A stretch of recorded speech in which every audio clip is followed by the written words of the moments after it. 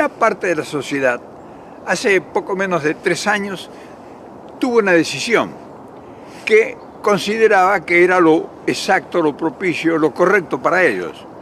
Y esa parte de la sociedad, que es una minoría que tiene un pasar bastante respetable, que tenía, mejor dicho, más que tenía una situación prácticamente resuelta, optó por una aventura.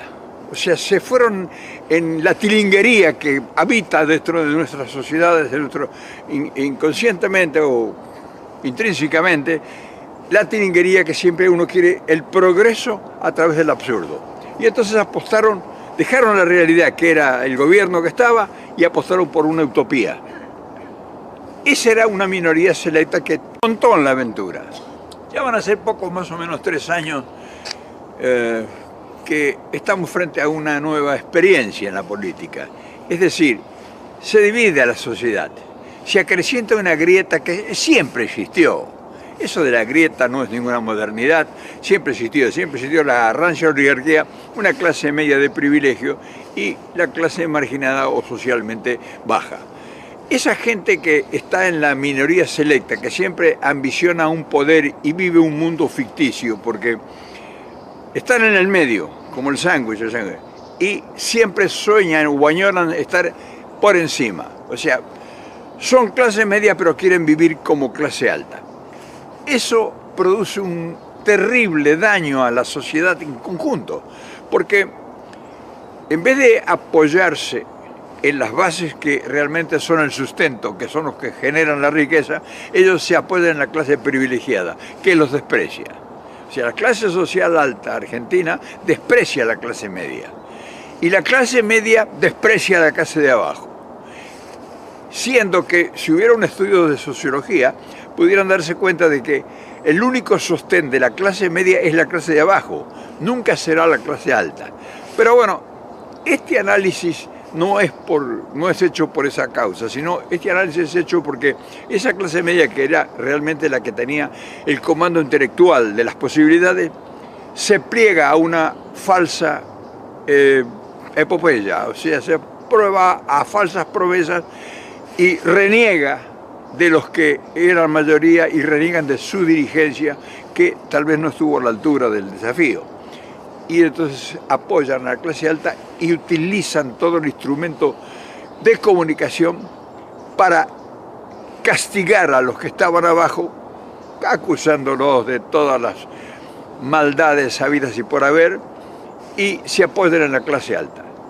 Pero esa clase alta llega al gobierno y los traiciona. O sea, traiciona. A los de abajo no se sorprenden nada a los de abajo porque han sido traicionados tantas veces, pero la clase media ahora se sintió traicionada por Macri. Y entonces esa dicotomía es la que nosotros tenemos que analizar, porque eso es la causa de todas nuestras desgracias. Ahora fíjese el fenómeno que ocurrió. La fuerza que llegó al gobierno no estaba organizada. No estaba organizada para gobernar. O sea, ellos representaban un poder que le habían otorgado las grandes corporaciones y los intereses que ellos representan, el poder empresarial. Entonces esa gente, la ansiedad era llegar al poder, al gobierno, pero no tenían un proyecto, no tenían un plan de trabajo. Y entonces esa falta de pericia, esa falta de conocimiento, esa falta de realmente de dominar el problema de las crisis, los llevó a esto. Y eso ha arrastrado no solamente a ellos, o sea, a la clase empresarial que llevó al gobierno a Macri, sino ha arrastrado a la clase media y ha arrastrado a la clase baja hacia el abismo. Esa es la realidad que tenemos ahora. Es decir, eligieron un representante que no estaba a la altura de sus responsabilidades y de sus desafíos. Y claro, ese error ha producido resultados nefastos. Porque eso demuestra claramente una cosa que se ha mostrado con una evidencia contundente, que ambas dirigencias, o sea, la del poder superior, ese poder oligárquico que llega al gobierno, organizado a hurtadillas y con trucos y manejes, y la clase dirigente de las grandes mayorías no estaban preparadas para este eventual encontronazo con la realidad.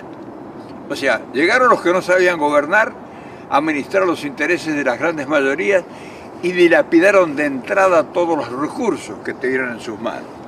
Y las minorías se encumbraron en un poder que no era real. O sea, cuando se vieron apurados en la emergencia, en vez de acudir y buscar en la clase que pudiera sostenerlo y contener el descalabro, atacaron a esa clase, la clase media y la clase baja.